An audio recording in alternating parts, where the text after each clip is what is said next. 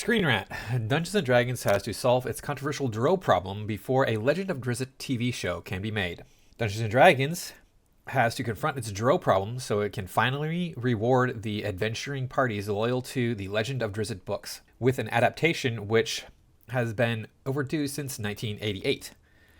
Dark Elf Drizzt Do'Urden was introduced in 1988 in R.A. Salvatore's The Crystal Shard, the first book in the Icewind Dale trilogy. Drizzt is the center of a lot of D&D gameplay and is also important to many who have never played a D&D game in their lives. Adapting Drizzt to the screen may be D&D's biggest commercial opportunity, but a Drow controversy stands in its way. Yeah, so that's what we're doing today. And before any of you go down in the comments and tell me I'm pronouncing Drow wrong, R-O-W spells row. O-W-E spells ow. Drow sounds like a word out of, I don't know, Ireland or Scotland. Drow sounds like a word out of a fantasy world, so shut up. And I don't care how you pronounce Drizzt. So it says this is overdue since 1988. Well, that's when the first book came out. This is basically not an issue. This is more people going, it's bad because the dark elves, they have dark skin and they're evil. Now, before we go any further in this article, please remember to like, comment, share, and subscribe. Make sure that you're still subscribed. YouTube doesn't subscribe people, so you can find me over on Rumble and on Twitter. Let's see what the next paragraph has to say here. Salvatore's books frequently appear on the New York Times bestseller lists and have sold upwards of 30 million copies. The powerful Drow Ranger, Drizzt Do'Urden, is a dark fantasy institution in his own right beyond D&D, and a movie or TV adaptation may be the awareness spike that D&D needs to finally break the mainstream in a meaningful way. Vox Machina is slaying dragons and competition on Amazon Prime's videos, The Legend of Vox Machina, but D&D won't unlock the next level with all these skeletons in its closet. D&D must tackle its problematic Drow before it can adapt it. No, there's no problem with Dark Elves. Dark Elves are evil. They have pitch black skin, coal black skin. Their skin is black as night. It turned black because they are evil. Apparently there's some sort of correlation between evil and darkness, and this is kind of commonplace amongst humans throughout history. Cross culture, too, by the way. The Dark Elves are not stand-ins for black people. Robert Salvatore has done an amazing job of describing the world of the Underdark, the land of the Drow Elves. They are what would be considered in game terms a lawful evil. So they live by a system, but that system, within that system, they are evil. They will not hesitate to end the life of somebody, even in their own family. If they feel that person is in their way in some way, that's fine. As long as you don't break the system, you can do basically whatever you want to do inside the system. So that's how this all plays out. It's very interesting to read that sort of stuff, because you would think, like, how could an evil society persist? It would cave in on itself, because if we look at, say, another race of evil creatures that, of course, is not actually evil, there's misunderstood. The orcs. Orcs are extremely evil. Now, orcs are they are chaotic evil. There's would be called chaotic evil in the game. And they're basically the worst of all human characteristics. So they're stupid, they're slovenly, they're chaotic, they're corrupt, they just do whatever they want to do, they act on impulse. Whereas the elves are calculating, the dark elves are calculating. So with the orcs, the only reason that they have any kind of society at all is because there's just so many of them, and they mate with each other and make more. With the elves, they have a society because that's the kind of the foundation of everything that they do. In case you don't read the books, this is what is his name? I can't remember his name. Jarl Axel. He is chaotic neutral, as far as I can tell, as far as his alignment system is considered in the books. He is a dark elf who does go on adventures quite a bit with Drizzt, and he's not pure evil, but he's not a good guy either. The live-action Legend of Drizzt adaptation would entail confronting the nature of Drow and the color of their skin, which have been divisive in Dungeons & Dragons since 2020. Oh, wow. Well, I wonder when D&D came about. I remember reading about the Dark Elves in Advanced Dungeons & Dragons in the Monster Manual, as I recall. I have right here with me, which we're going to look at some images out of later on to kind of deal with this controversy. I have the Monstrous Compendium for 2nd edition Dungeons & Dragons. Unfortunately, I think I have to flip it over here. I don't have a date on it. Let me see.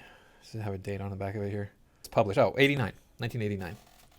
So Dark Elves have been around since long before 2020. If we just look at that book that I mentioned, 1989, you're looking at 31 years. But they came about earlier than that. Based on a Norse folklore Drow were invented by D&D co-creator Gary Gygax and first introduced in 1977's Advanced Dungeons & Dragons Monster Manual as an evil black-skinned race. Needless to say, D&D had to rethink that in 2020. In a 2020 blog post, they have since removed. Hasbro finally addressed the mounting controversy over its Drow problem. Throughout the history of D&D, Drow have been characterized as monstrous and evil, using descriptions that are painfully reminiscent of how real-world ethnic groups have been and continue to be denigrated. No, that's not true. That's not right. Despite our conscious efforts to the contrary, we have allowed some of those old descriptions to reappear in the game. If we make mistakes, our priority is to make things right. We present Drow in a new light in 2 of our most recent books. In those books, Drow are just as morally and culturally complex as other peoples. Dark elves are more morally complex than the human culture. They don't have the cultural complexity, but they do have the much greater moral complexity, because they have to dance this line between what is right and what is wrong all the time, constantly, knowing that they can, any one of them, knowing they can be stabbed in the back for making a wrong step at any moment. Not only that, they have a matriarchal society. The women are bigger and stronger in the Dark Elf world. The women are also more intelligent. They're generally the favored of their goddess Lolth, who will grant them greater power, magically speaking. A Drizzt Do'Urden TV adaptation would draw attention to this and could create more problems for D&D than sales. I doubt it. Cancel culture looms large. D&D publisher Wizards of the Coast, bought by Hasbro in 1997, didn't just make Drow less evil, it also retreated from presenting Drow as a race. D&D began using the word species instead of race for all its peoples to closer align with the real-world parallels and avoid uncomfortable comparisons.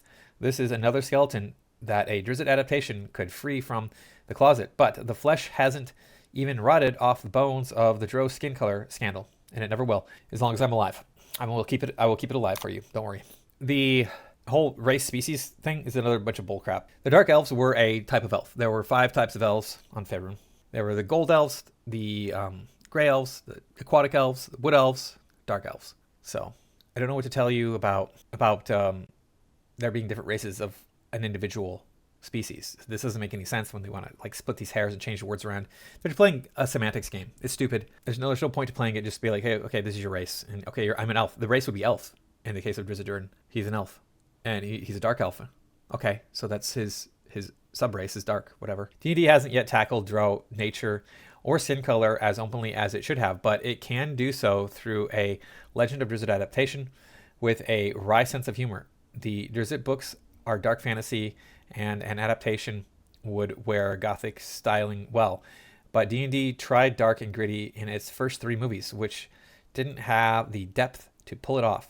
Dungeons & Dragons Honor Among Thieves and Legend of Vox Machina prove satirical fantasy, and D&D style satire would allow a Drizzt adaptation to make fun of itself and expunge its dark past. You don't need to expunge its dark past. Now, I've not seen the D&D movies. I've seen the Honor Among Thieves. That's the only one. I've not seen the other ones. I don't know why I never saw them. I guess I decided I had no interest in watching D&D movies because it was all about like humans going into the land of adventure, and I don't want humans from Earth going into the land of adventure. I want this to be a fantasy world, completely made up. This Earth does not exist in this world, etc. So you don't have to change the Dark Elves. Just because there's some idiots out there who think, oh, there's a correlation between the black skin and of the Dark Elves and the black people on Earth, that's bad. Those people are stupid. Ignore them. If you want to play this game, then if you're going to make any character evil in any way, then it's going to be a reflection of that race. So like anytime you have a white character who's evil, that's a reflection of me. That's wrong. How you can't do that. That's not allowed. It's so stupid. Just get over it. Move on. D&D can't hide its skeletons in a closet anymore. D&D gradually shifted its depiction of Drow skin color from black to purple and gray, but never issued a clear, enduring declaration of what it actually is. A Legend of Drizzt TV show, which would probably work better than a movie, should make Drow varying shades of purple to avoid the complications of real-world parallels. Or it can fully embrace its ebony-skinned Drow and use a majority black or POC cast, a la Black Panther, as a statement against whitewashing. Either way, it can make meta jokes with strong in-universe logic that allude to the checkered past of the Drow's appearance. Don't make them purple. That's stupid. I can see a dark gray, but there's already gray elves in Faerun. Gray elves already exist, so you wouldn't make them gray. They're dark elves. Not only that, but it's not a representation of black people. Here's further proof of that, and that is that they have white hair. As you can see here, this is Drizzt Do'Urden, by the way, in case you don't know. He has white hair. All dark elves, almost all. Some have silver hair, some have blonde hair, but that's the exception, not the rule. Most have white hair. The Legend of Drizzt intended an anti-racist message, and an adaptations script in the hands of smart writers would be strengthened by D&D's dark past, not weakened by it. Smart writers could tease out the liberating story that there is to tell here. Whether it's Drow or purple or black, a Drizzt adaptation has to stand against racism loudly. D&D can't hide its skeletons in a closet anymore. If it wants to be an ally, it must own up to its mistakes and compensate. In an awakening world, D&D may not reach its full potential unless it takes this vital step. D&D already reached its full potential a long time ago. The game itself had very little potential to do anything of merit because the game mechanics are terrible. The setting has a lot of opportunity for growth still, and you could go ahead and write a lot of different stuff for D&D. You could start up new D&D worlds, and that has been done many times. There is a perfect D&D Drizzt Do'Urden TV show waiting in the wings, but one overused Hollywood trope may be key to bringing it to life. Toril is a wide world, and it holds space for stories just as liberating as the Drow are problematic. Despite its dark past, D&D has become a beloved space for many, uniting through a shared interest, becoming whoever they choose to be. D&D's Drow problem notwithstanding, R.A. Salvatore's story is about someone facing racial prejudice and trying to break free from it. Honor Among Thieves was going to include Drizzt, but backed out due to its Drow controversy, and he became Zenk instead. This is a mistake. A bold showrunner would make this the empowerment story that D&D needs. Is that the end of this? Oh, okay, there's more. What do you know? I don't know if there's any reason for me to keep reading this. It's pretty much garbage. The D&D's 2020 overhaul included changes to the D&D 5e that allowed more flexible player characters and the introduction of good Drow cultures like the Aven Drow and Lauren Drow.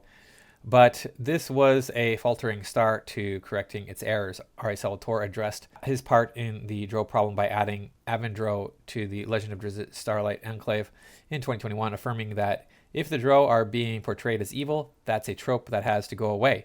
Well, he's wrong.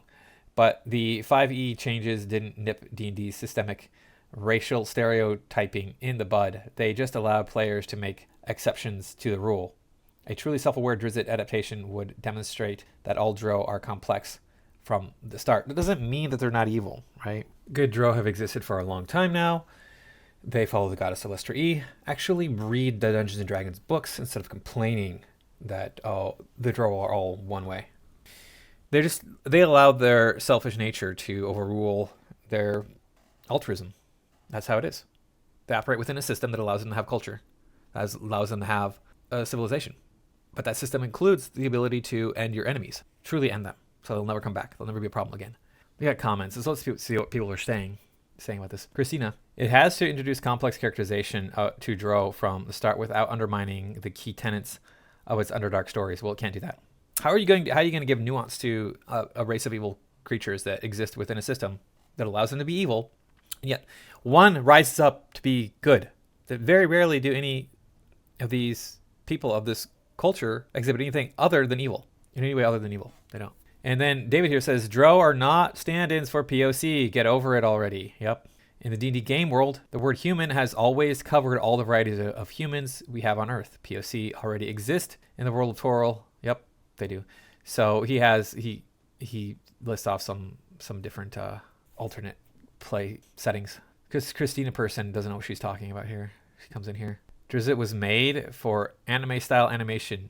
That would be fantastic. I agree with that. I think it should be an animated show. But so Eddie says, even if folks didn't want to research what inspired the Drow, all anyone needs to do is look at their origin in D&D itself. They were a group of elves who were taken underground and corrupted by an evil deity. If any parallels are made between that and the real world, it should be that we are shaped by our environment and upbringing, not by birth. But apparently that didn't score any political points, so we can't do that. Yeah, no kidding. Jard says, draw a purple in every book cover I've ever seen. That's because you don't you don't read these books. And I always thought it's strange they are described as ebony in the literatures, but drawn purple with sharp features, almost North European. Like, so I never made a connection of them being representation of human black race. Says, yeah, I think there were some images here. Christina says, I think there were some images here of them being very much black from earlier times. I think you're right that they were not getting it. I'm pretty sure it's why Drizzt was cut from Honor Among Thieves. There was that episode of Community where someone cosplayed as a Drow. It was blackface, and the episode got pulled, so it would be adapters. Studios, no, they can't be messing with that. Easiest way is probs, make them various shades, and make smart little comments to press campaign that acknowledges past issues and say they are proud to be moving forward. Job done. No, the easiest way is to make them all black as they should be and just be like, screw you. If you have a problem with it, too bad. Here, we're going to take a look at some images now. Drizzt has often been depicted incorrectly, and this is what I'm going to start off with by demonstrating here. Why we can't rely on old images of him. So this is him right here at 60, 65 years old, something like that. Looks like he's 60 or 65 years old as a human. Yeah, he has purplish skin. The thing is I think that the artists just didn't know. They had no idea what they were doing, so they were told, oh yeah, he's like a 65-year-old black man with white hair. Okay, so they paint a 65-year-old black man with white hair. Before you say, well, he doesn't look like, an African man. If you're talking about black man, there, anti-woke warrior, he does here. Sort of. He looks like an African man. Not a very old African man, but he looks like an African man here. This is, I think this is from the cover of Streams of Silver. It might be the Halfling's Gem, or it wasn't the Halfling's Gem. The Crystal Shard. It might be the cover of the Crystal Shard. I don't remember now. But we have plenty of images of Drizzt looking like an old man, and therefore looking like a old black man. Here's another one. Startless Hand. This is my favorite of the books, by the way. Here he is with catti-brie. You can see how he's depicted. He has all these wrinkles on his forehead, wrinkles on his face. His jowls are sagging down. You have catti-brie, the love of his life, there. And it's even in more recent titles here. This is The Silent Blade.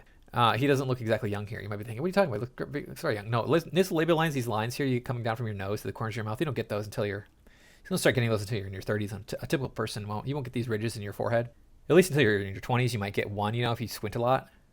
You might get one right in the middle there, called the 11s. But getting a lot of these across here, you're not going to get those until you're in your 30s. And here he is in the Sea of Swords, also depicted as older.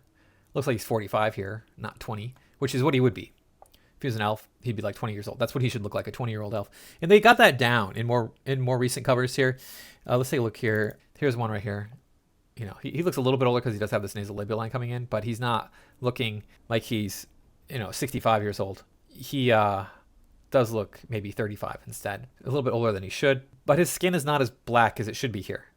It's a bit browner than it should be, really. But the point is they get him wrong a lot. They get this character wrong a ton when they depict him. And I do want to show this right here. So right here we can see he has scimitars. That is his signature weapon. He carries scimitars with him. They are often misrepresented. The standard scimitar, so-called scimitar of Drizzt is not what we would call a scimitar. It's a single-edged sword with a curved tip. That's it. And that's not a scimitar. Scimitar is a curved blade. I've seen them depicted like this. I've seen them depicted as the entire blade is curved and narrow, more like a katana. Yeah, the Dark Elves have often been depicted incorrectly. We're going to take a look right here. This is also out of the Monstrous Compendium from 1989 that I just mentioned earlier in the video. These look like women who are African in origin with white hair, correct? And you have another one here. This woman right here is a dark elf. Trust me, she is. I've zoomed in on her ears. There's no reason for anybody to have black skin and white hair unless it's going to be a dark elf in Dungeons & Dragons. Now, these women are depicted as African. And this isn't me saying this. A buddy of mine in high school saw this. He's like, oh, man, they're like black women, but hot. So that's the racism is on him. He liked this. He's like, oh, they're like African women. I want to be with a dark elf, blah, blah, blah. I'm like, that's not what they look like. This is not what they look like. This is the artist's interpretation of what they look like. They are depicted very, very clearly in the literature as having pitch black skin. Okay? So whoever is painting these people is painting them incorrectly. And this is where a lot of this controversy, I think, comes from. Now, if you want to get around this entirely, don't do a Drizzt movie. Don't do a Drizzt TV show. You won't have this issue. There's another thing you could do instead if you want to do dark elves, or in this case, shadow elves. They're not dark. They live underground. They have light skin and light hair, and they're good in nature. But hey, there's the controversy right there. What do you know? Shadow elves with light skin are good. Drow elves with dark skin are evil. Wow, what do you know? It's like racism in the world today. Get over yourselves. D&D is always going to be a problem because people are always going to get their panties in a bunch over stupid crap that doesn't matter. Do whatever you want to do artistically in a TV show. Oh, no, you're going to get canceled. Okay, well, don't cancel the show. It's that simple. Don't cancel the show. People like me would watch it if it was good, if it's not going to be like transgender, non-binary, pansexual, disabled, midget drizzt, which is what it's going to be. Trust me. I mean, he's going to be like different in every way possible. He's not going to be different in his temperament because he's good when everybody else of his race is evil. But they're just going to mess it up no matter what they do. It's going to be rife with bisexuality, homosexuality, trans people using magic to make themselves trans, all that stuff. It's going to be rife with that. And that could be kind of interesting, but the reason they're doing that, of course, is to pander to the minority, not to make a good show. You can make shows about gay people, you can make shows about trans people, etc., blah, blah, blah. You can do that. No problem with you making a show about these things that exist in the real world. The issue that I have is when you're making a show that's an action adventure about Drizzt Do'Urden, and there's been over 30 books written, because I know I've read 30 of the books, and there's been more than that.